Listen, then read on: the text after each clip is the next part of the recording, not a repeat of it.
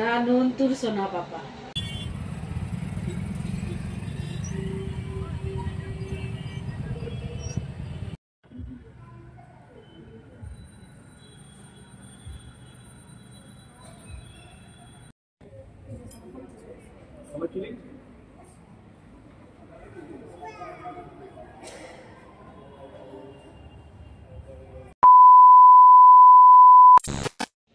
Good morning বন্ধুরা, তোমাদের সকলের সুস্থতা কামনা করে সৌমিলের সারাদিনের আরও একটি নতুন দিনে তোমাদেরকে ওয়েলকাম জানালাম।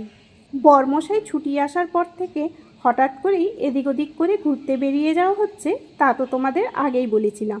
আজও দেখো সেই রকম কিন্তু হঠাৎ করেই প্ল্যানিং করে একটা জায়গায় বেরিয়ে পড়েছি। সেই জন্যই তোমাদেরকে আগে থেকে কিছুই জানাতে পারিনি।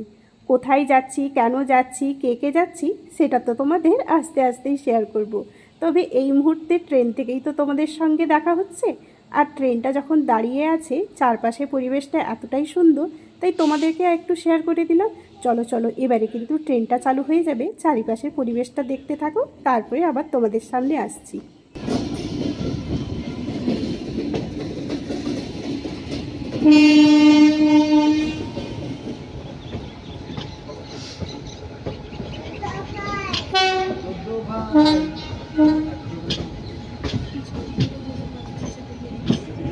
পাহাড় এখানে ভালো বোঝা যাচ্ছে।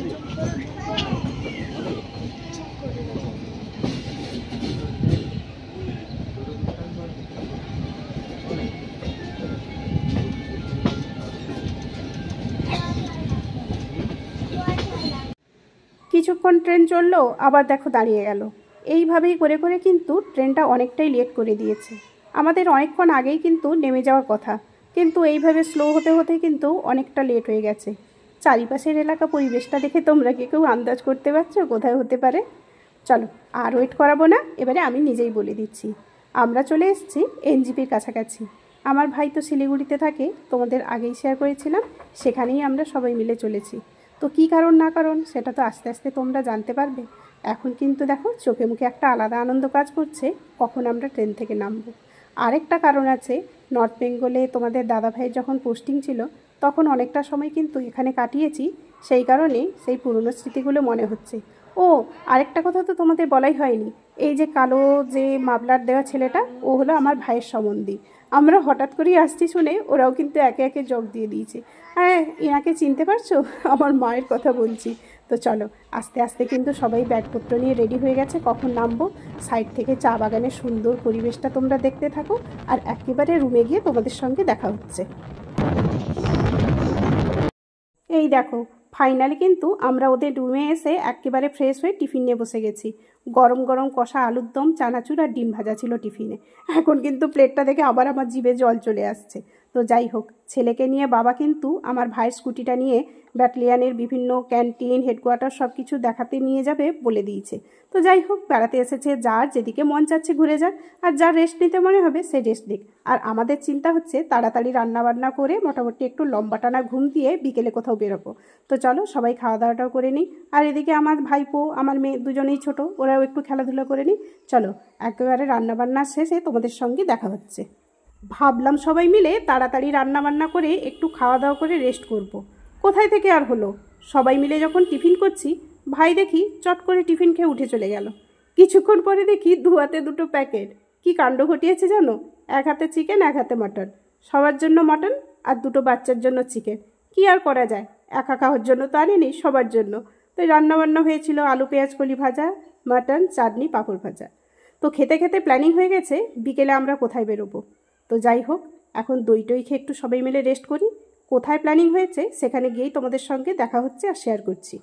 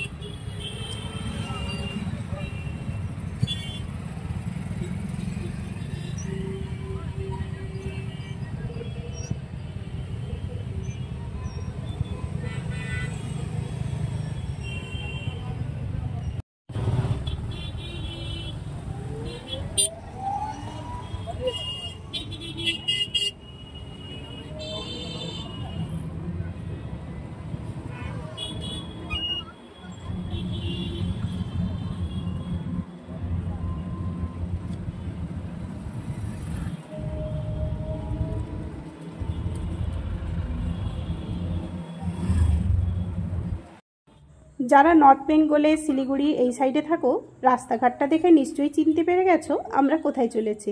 হ্যাঁ, আমরা চলেছি শিলিগুড়ির এই লোকনাথের মন্দিরে। তো সবাই মিলে এসে গেছি। কেন, কি ব্যাপার সেটা তো তোমাদেরকে অবশ্যই শেয়ার করব।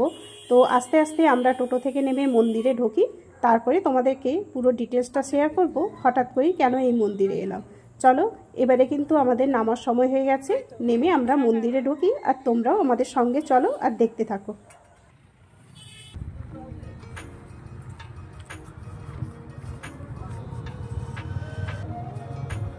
মন্দিরের ভেতরে এরকম প্রসাদের দোকান আছে, পুজো দিতে চাইলে এখান থেকে কিনে তোমরা পুজো দিতে পারো।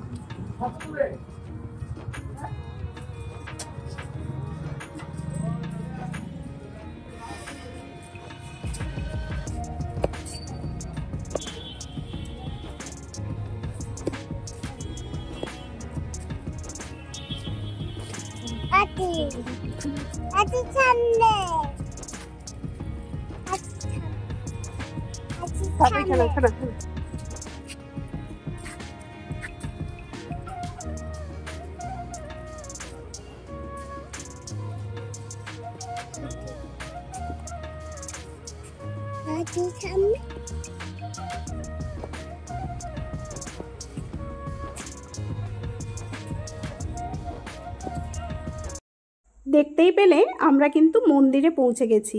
আর ঠাকুর যেহেতু ওপরে থাকে, সেই কারণেই কিন্তু তোমাদেরকে নিচে জুতো খুলে এইভাবে সিঁড়ি দিয়ে উপরে আসতে হবে।